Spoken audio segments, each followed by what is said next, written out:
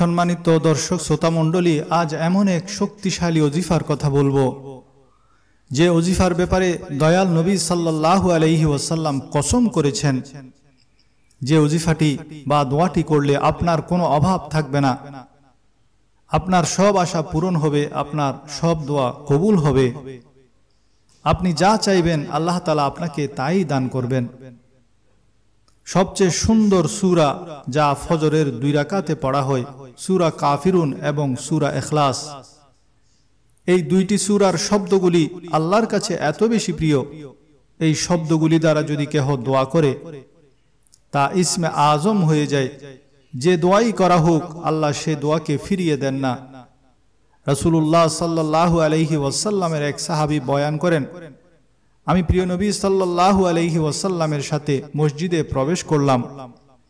এক ব্যক্তি নামাজ পড়ছিল আর দোয়া করছিল এইভাবে, আল্লাহুম্মা ইন্নী আসআলুকা বিআন্নী আশহাদু আল্লা ইলাহা ইল্লা আনতাল আহাদুস সামাদ আল্লাযী লাম ইয়ালিদ ওয়া লাম ইউলাদ ওয়া লাম ইয়াকুল লাহু কুফুয়ান আহাদ।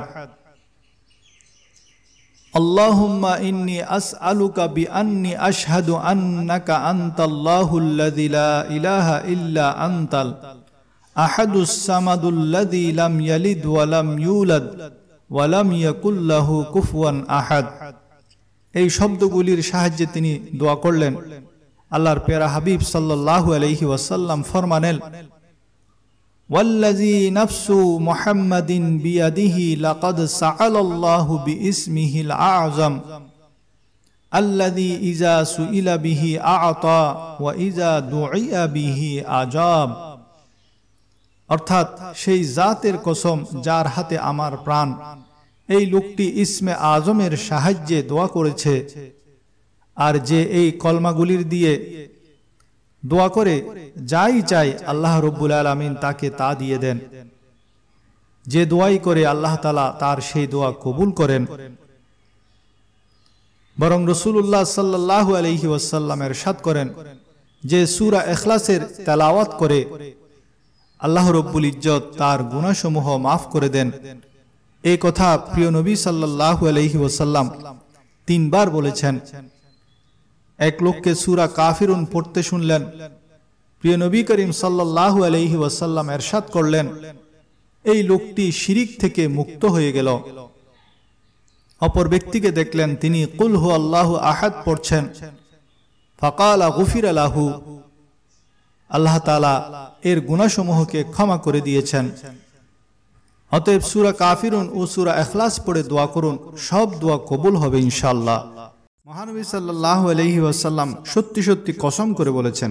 তিরমিজি শরীফের 2325 নং হাদিস, আবু কাবশা আল আনমারি রাদিয়াল্লাহু তাআলা আনহু থেকে বর্ণিত, তিনি রাসূলুল্লাহ সাল্লাল্লাহু আলাইহি ওয়াসাল্লামকে বলতে শুনেছেন, নবী করিম সাল্লাল্লাহু আলাইহি ওয়াসাল্লাম বলেছেন যে আমি 3টি বিষয়ে শপথ করছি এবং সেগুলোর ব্যাপারে তোমাদেরকে বলছি, তোমরা এগুলো মনে রাখবে।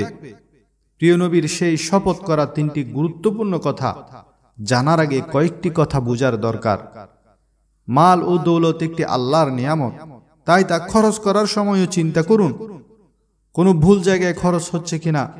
যখন আপনি সেটা কামাই করছেন দেখুন কোনো ভুল জায়গা থেকে আপনি কামাই করছেন কিনা, কারণ এর ব্যাপারে কাল হাসরের মাঠে আপনাকে জিজ্ঞাসা করা হবে। আল্লাহ তাআলা মাল এবং দৌলত দিয়েও বান্দাকে পরীক্ষা করেন, মাল দৌলত ছিনিয়ে নিয়েও পরীক্ষা করেন। অনেক সময় এমন সময় আপনার কাছে একজন লোক সাহায্যের জন্য এসে যাবে যখন আপনি নিজেই অভাব অনটনে আছেন, আপনার পকেটে মাত্র 20 টাকা আছে। এমন সময় আপনার কাছে কোনো গরিব সাহায্য চাইতে আসলো, সে বলল যে আমাকে 20টা টাকা দিন। তখন আপনি এমনটি ভাববেন না যে আমার কাছে আছেই 20 টাকা, আমি একে কোথা থেকে দিব। আপনি সেই 20 টাকা দেখে অন্তত 5টা টাকা হলেও তাকে দিন। আপনার কাছে 2টি রুটি আছে, 2টি রুটি নিয়ে আপনি বসেছেন খাওয়ার জন্য। এমন সময় একজন এসে বলল, ভাই আমাকে 1টি রুটি দিন। তখন আপনি যদি চিন্তা করেন আমার কাছে মাত্র 2টি রুটি আছে, 1টি যদি তাকে দিয়ে দেই আমার পেট কিভাবে ভরবে, এমন ভাবনা থেকে সেই ফকিরকে কখনো ফিরিয়ে দিবেন না। মনে রাখবেন আজও আল্লাহ রব্বুল আলামিন হযরত খিজির আলাইহিস সালাতু ওয়াস সালামকে এমন ফকির ও মিসকিনের ভেষ ধরে পরীক্ষা করার জন্য মানুষের কাছে পাঠান। বনি ইসরায়েলের 3 ব্যক্তির ঘটনা তো আপনারা জানেন। অন্ধ, কুষ্ঠরোগী এবং টাকওয়ালাকে আল্লাহ তাআলা ফেরেশতা পাঠিয়ে পরীক্ষা করেছেন। তেমনি আমাদেরকেও হযরত খিজির আলাইহিস সালাম বা ফেরেশতাদেরকে পাঠিয়ে পরীক্ষা করতে পারেন। তারা তখনই আসেন যখন আমরা নিজেই অভাবে থাকি, যখন নিজে মুসিবতে থাকি, অভাবে থাকি, তখন আল্লাহর হুকুমে তারা নিজেদের অভাবের অভিযোগ নিয়ে আমাদের সামনে এসে উপস্থিত হয়। তখন আপনি বুঝে নিন আল্লাহর তরফ থেকে আপনার উপর রহমতের দরজা খোলার সময় এসেছে। আজ আপনি নিজে মুসিবতে আছেন, অভাবে আছেন, এমন সময়ও যদি আপনি আরেকজন অভাবীর মাথায় হাত রাখতে পারেন, অভাবীর অভাব দূর করার জন্য আপনি চেষ্টা করতে পারেন, আল্লাহ তাআলা পরের মুহূর্তে আপনাকে সেই মুসিবত থেকে, সেই অভাব থেকে মুক্তি দান করবেন।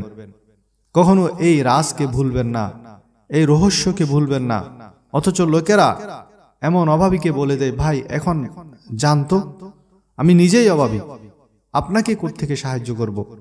খবরদার, সত্যি যদি আপনি অভাবে থাকেন, সত্যি যদি আপনি নিজে মুসিবতে থাকেন, সত্যি যদি আপনি নিজে ক্ষুধার্ত থাকেন, আর সেই সময় আপনার কাছে যদি কোনো অভাবী, কোনো ক্ষুধার্ত চলে আসে, তাহলে তাকে কখনো ফিরাবেন না।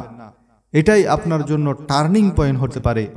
কারণ আল্লাহ সব কিছু জানেন, তিনি আপনার অভাবের কথা জানেন, আপনার ক্ষুধার কথা জানেন। আর সেই সময়টাতে যখন আরেক অভাবী, আরেক ক্ষুধার্তকে আল্লাহ তাআলা আপনার সামনে পাঠিয়েছেন, এর অর্থ এখন আপনার জন্য পরীক্ষা।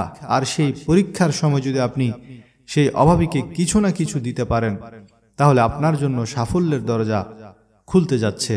সেজন্য নবী করিম সাল্লাল্লাহু আলাইহি ওয়াসাল্লাম কসম করে বলেছেন, এরশাদ করেছেন যে আমি 3টি জিনিস কসম করে বলছি যে নাম্বার 1, দান খয়রাত করলে কোনো বান্দার সম্পদ হ্রাস পায় না।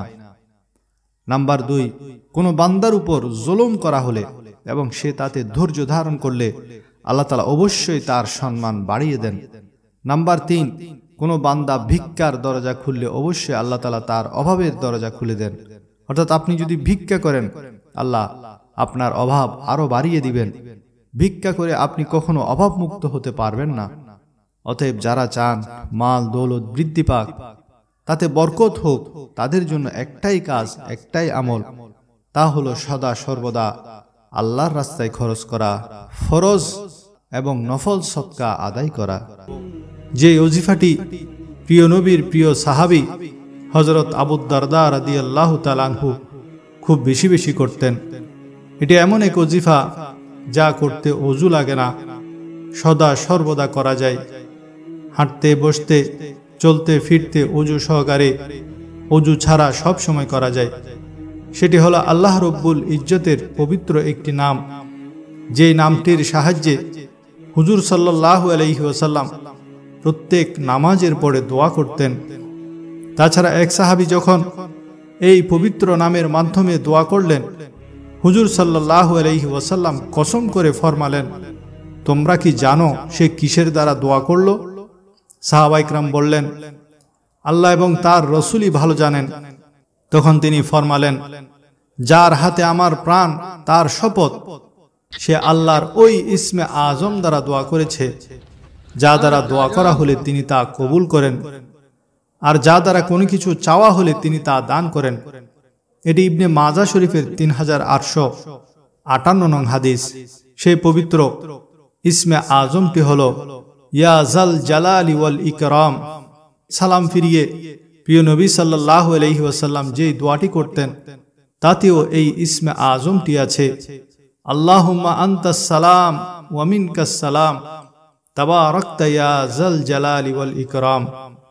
সুতরাং ইয়া জাল জালালি ওয়াল ইকরাম এই ইসমে আজমটি সব সময় পড়তে থাকবেন, সাথে সাথে আল্লাহর কাছে চাইতে থাকবেন। ইনশাআল্লাহ সব চাওয়া পূরণ হয়ে যাবে।